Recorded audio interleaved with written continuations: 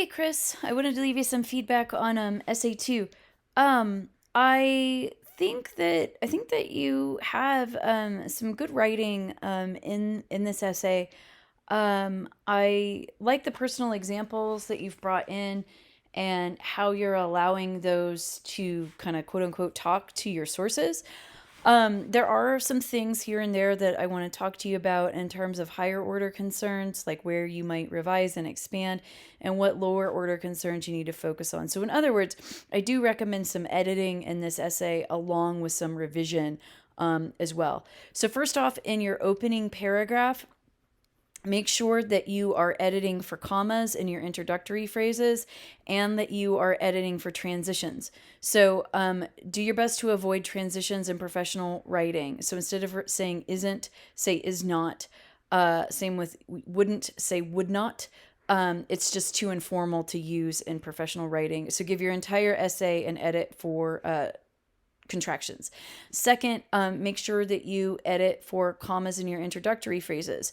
So anytime you have a phrase that is not part of the main part of the sentence and it's at the beginning of the sentence, such as without an education, a comma needs to go right here. So without an education, comma, there isn't a whole lot you could do. At some point in everyone's life, comma, we've received an education. So make sure that you edit the entire essay for commas and introductory phrases. Also, make sure that you're editing for point of view. So you have first person singular and first person plural here. And then you have second person here. I would recommend just keeping this all in first person. And if you're referring to people outside of the text, just say something like students or members of society, for example. So edit for informal to informal point of view. Remember that I think that you have a pretty good summary of Gatto, but remember the first time you introduce an author, you want to state their entire name. So make sure that you do this. So I think that you were off to a good start using a personal example to respond to Gatto, but I wish that you expanded this. So it's particularly here, you said, over time I learned to speak up for myself and answer more confidently, even if I was wrong. Give the reader some examples of how this occurred or some specific examples of how you were encouraged, or was it self-encouragement? We just need more development here to fully buy into the idea. And particularly, you might want to think about, since this happened for you in a school environment, and Gatto argues that school environments aren't necessarily positive. Note that you're kind of, even though you align with him, you're kind of presenting contrary evidence. So I don't think that you're wrong here, but just make sure this is just a little bit underdeveloped, right? So you need to make sure that you're fully explaining how these ideas connect together.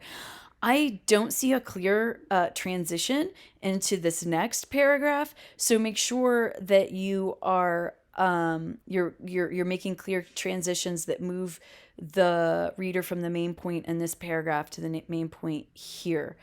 I think it's fine to disagree with Bereka, but several things need to go on. First off, you need to make sure that you include the author's entire name, and I feel like this comes out of context.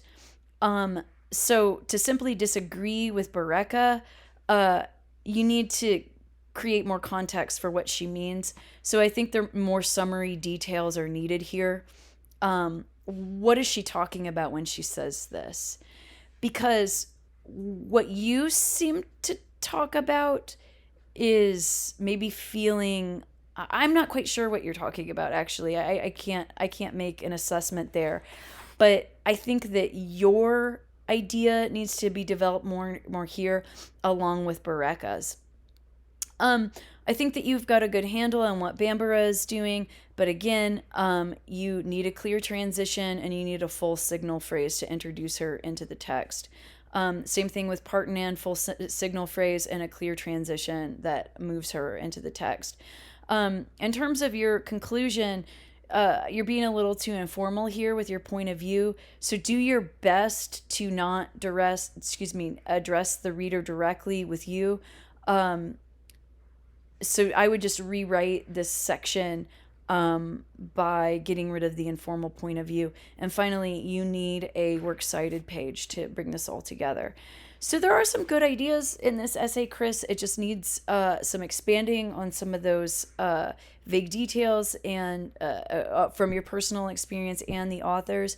And then you also need to give it an edit for informal point of view, commas, and contractions. All right, let me know if you have questions. Thanks.